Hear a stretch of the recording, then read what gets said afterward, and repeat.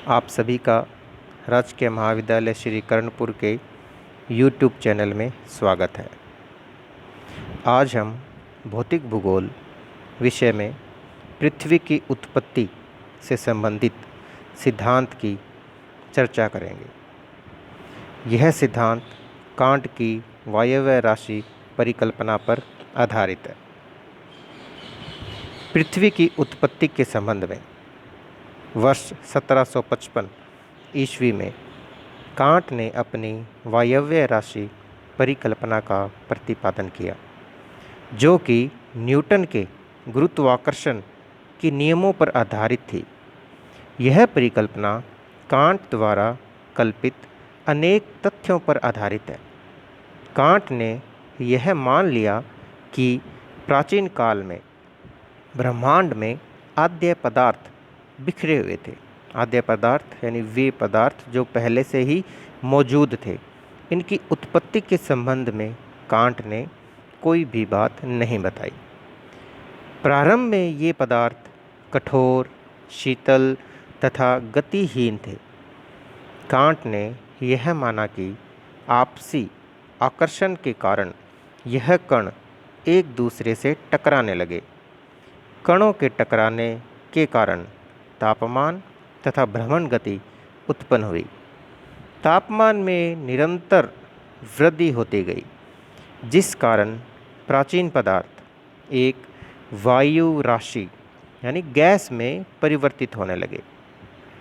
ताप तथा भ्रमण गति के परिणाम स्वरूप प्रारंभिक शीतल तथा गतिहीन पदार्थ एक तप्त तथा गतिशील नीहारिका में परिवर्तित हो गई। नीहारिका ताप उत्पन्न होने के साथ ही घूमने लगी और जिससे उसके आकार में वृद्धि होने लगी तथा ताप में वृद्धि से नीहारिका की परिभ्रमण गति में भी वृद्धि होने लगी। इस प्रकार नीहारिका इतनी तीव्र गति से घूमने लगी कि केंद्रापसारित बल, वह बल जो कि केंद्र से बाहर की ओर लगता है, के प्रभाव से नीहारिका के मध्य भाग में उभार आने लगा तथा इस क्रिया की तीव्रता के कारण पदार्थ का एक छल्ला जिसे कि इंग्लिश में हम रिंग भी बोलते हैं, नीहारिका से बाहर निकल गया। इस क्रिया की पुनरावृत्ति यानी एक बार और फिर और बार बार के कारण पदार्थ के 9 गोल छल्ले नीहारिका से अलग हो गए।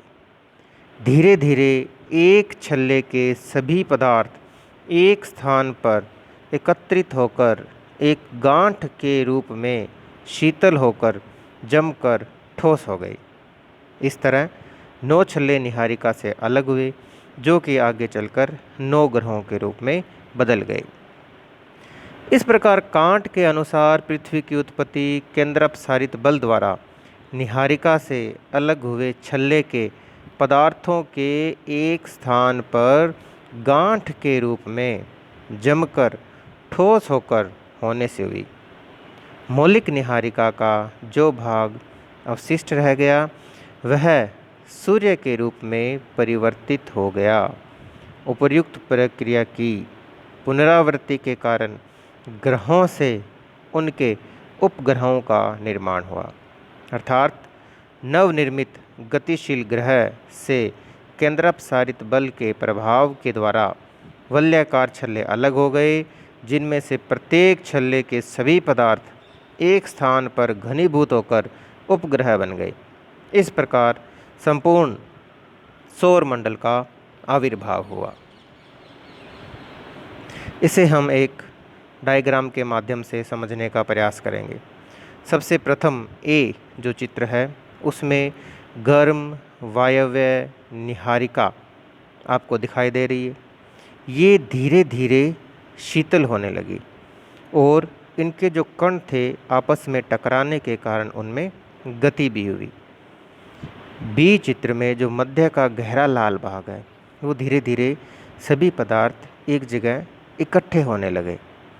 इकट्ठे होने और ऊपरी परत का ठंडे होने से उनमें से एक छल्ला बाहर निकला, जो कि चित्र सी में हमें मध्य भाग के चारों ओर पीले रंग का जो एक दिखाई दे रही है, यह एक छल्ले के रूप में इस निहारिका से अलग हो गया। जैसे ये एक छल्ला अलग हुआ, वैसे ही कांट ने यह बताया कि इस प्रकार से 9 छल्ले इस मध्य भाग की निहारिका से अलग हो गए और जो बीच का भाग रह गया वो सूर्य रह गया। अंत में मध्य का भाग सूर्य रहा और उसके चारों ओर 9 छल्ले निकलने के कारण 9 ग्रहों का निर्माण हुआ।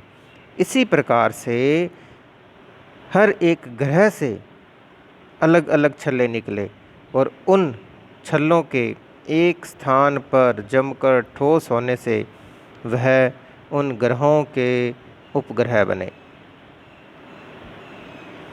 अब हम बात करते हैं इस परिकल्पना के मूल्यांकन की।